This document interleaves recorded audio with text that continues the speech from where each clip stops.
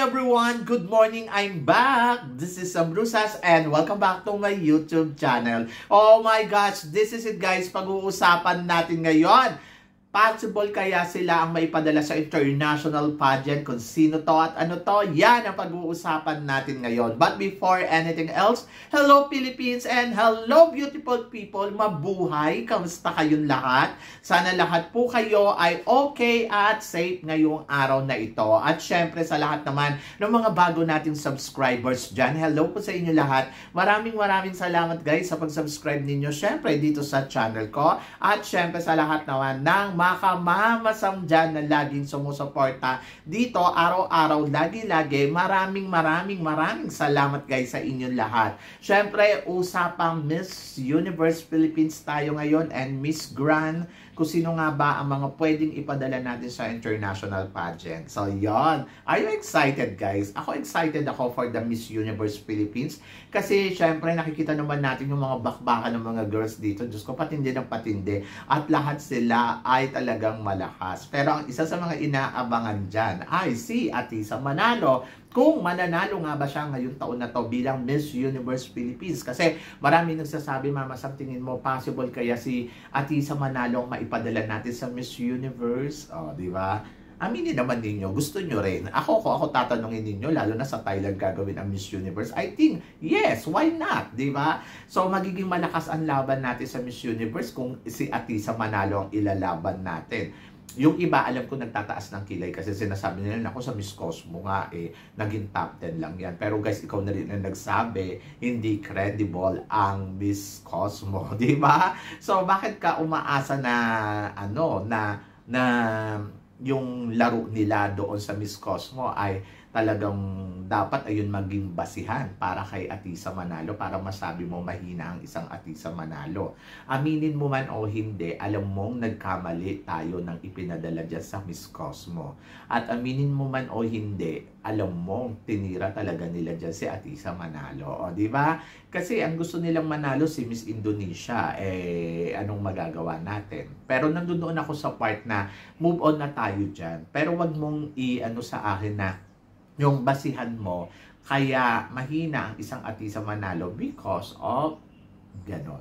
So, siguro hindi lang niya time. Ayun na lang yon. And then, kung sakali man sa kanya mapunta ang Miss Universe Philippines at ilalaban mo siya sa Miss Universe, why not? Diba? So, nakikita ko pa rin na talagang magandang laro to para sa Pilipinas. Lalo na ang hinihit natin ngayon ay maka-top 5 sa Miss Universe. And I think Atisa Manalo is one of the best candidates ngayong taon na to para sa Miss Universe Philippines. Diba? So, yun. So, bukod dun kay Atisa, syempre, may nakikita pa rin naman tayong iba. Pero ang tanong kasi, kung si Atisa ba ang ilalaban sa Miss Universe ay bongga ba yan? Yes, bongga ang sagot ko. Kasi parang malakas yung dating, di ba? So, malakas yung laban.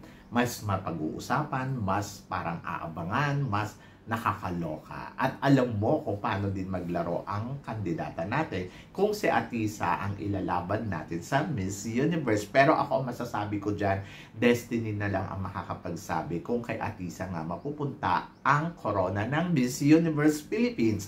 So, yon yung abangan mo sa May 2. Di ba?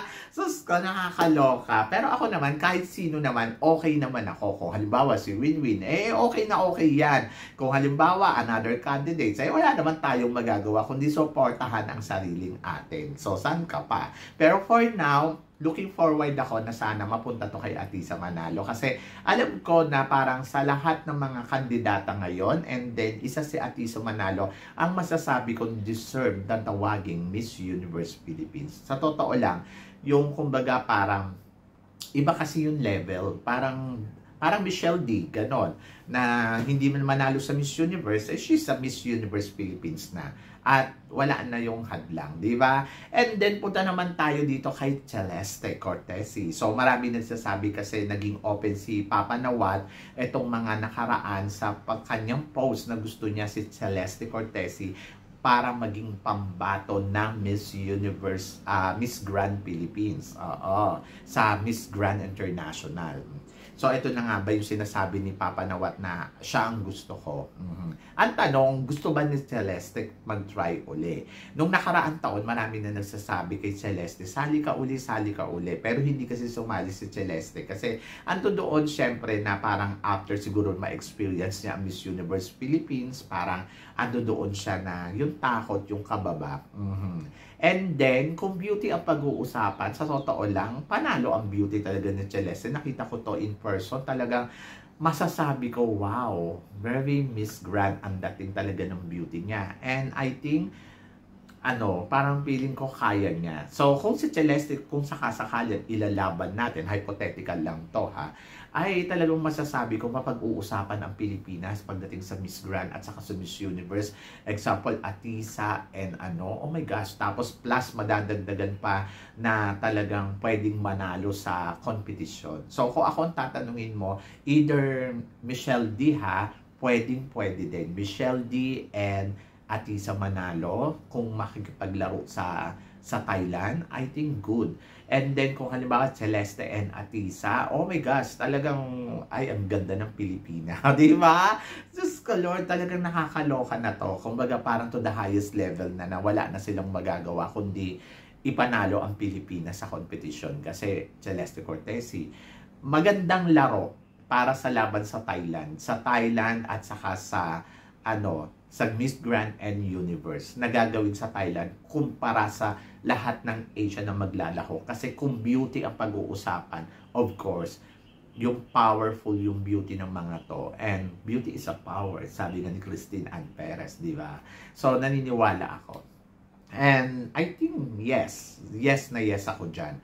Plus may Krishnan Gravides, oh my gosh, ang ganda ng Pilipinas. So, di ba? So, aabangan mo talaga magiging dominante talaga yung magiging laban Plus meron pa tayong Mirna Esguerra sa Miss International. Plus meron tayo Cyril Payumos sa sa Miss Charm. Oh, di ba? Diyos ko Lord, plus may Tara Valencia pa sa sa supranational. My God, very powerful ang mangyayaring laban natin sa international pageant at masasabi ko na wow, talagang ito talaga yung masasabi mong wow. I hope talaga na mag-join talaga si Celeste sa Miss Grand Philippines ngayong taon na to, lalo na naging open naman si Mr. Nawat, siguro naman nakita naman niya na yon, kesa naman parang matakot siya sa laban. Kumbaga, sana i-try niya uli one more time, di ba? So, I hope so. And looking forward talaga ako dyan. Looking forward ako na makita yung galing ng Pilipinas uli sa international pageant. Kumbaga, alam ko maraming nagtataas ng kilay, sinasabi na sa Miss Universe nga na El Tocuyo yan si Celeste, and then may El Tocuyo na naman ngayon. I think hindi. I think si Celeste kasi parang kaya lang naman na El Tocuyo yan sa sa Miss Universe gawa ni Amy. Kasi sa Amy kasi, last minute, binago niya yung hinahanap nila sa Miss Universe. Gusto nila transformational leader. After nila ma-announce ang beautifully, confidently. O, di ba? Kaya, ayun yung kinaligwak niya. Plus, nandoon si Celeste, medyo parang ewan ko, basta. Pumunta ka na lang sa Miss Grand, try mo. Pero kung hindi naman siya komportable, si Michelle D na lang. Charot. Yung alam mo yun, kasi si Michelle D kasi parang willing talaga ilaban ng Pilipinas. At lalo na blonde ang hair niya. Charot. Mas gusto ko. Charot. So, yun. So, syempre, excited tayo, di ba? Kung sino man yung ipapadala natin. But, guys, syempre, ito lang ay hypothetical lang. Kung halimbawa lang, si Celeste, at saka si Atisa, at saka si Krishnan Gravides, saka yung mga beauty queens natin na maglalaro ngayon sa international pageant, kumbaga parang ando doon ako sa part na, pwedeng mangyari, pwede din namang hindi. So, depende na lang yan. So, siguro mas maganda abangan na lang natin kung sino ang mananalo sa bawat pageant, katulad ng Miss Universe Philippines. Sa May 2, malalaman natin yan. And then, dito naman sa Miss Grand, tingnan natin kung sino yung mga lalako. And then, malalaman natin siya. I hope ang Miss Gran ha, magpapageant kayo ng maaga kaysa naman magpapageant kayo ng late na naman. Charot. So, parang feeling ko late na naman sila. Announcement nila, March. So, katapusan na ng March, wala namang screening.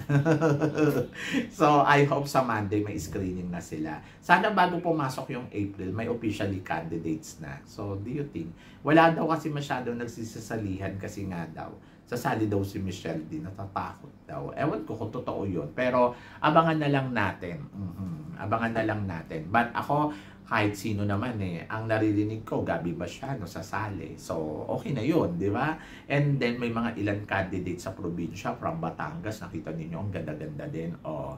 So, yun. So, abangan na lang natin kung sino yung magiging officially candidate. So, kung ako tatanungin ninyo, kahit sino naman pwede, basta may ganda. Sabi ng ganon, power is beauty. So, kayo guys, ano guys ang masasabi ninyo dito sa mga pinag-uusapan natin ngayon? I-comment below mo yan para at least malaman ko naman kung ano naman ang chika mo dito sa mga tinatalakay natin ngayon. So, yon. So, syempre maraming salamat sa inyong lahat sa suporta at pagmamahal na binibigay ninyo syempre dito sa channel ko. At sa mga hindi pa po nakaka-subscribe, please don't forget to click like and subscribe my channel. At i-click nyo na rin po ang notification bell para more updated kayo sa aking mga chika. Sabi ng ganon, always keep smiling and laban lang. So guys, hanggang dito na lang. Hanggang sa muli nating chikahan. See you tomorrow. Thank you guys.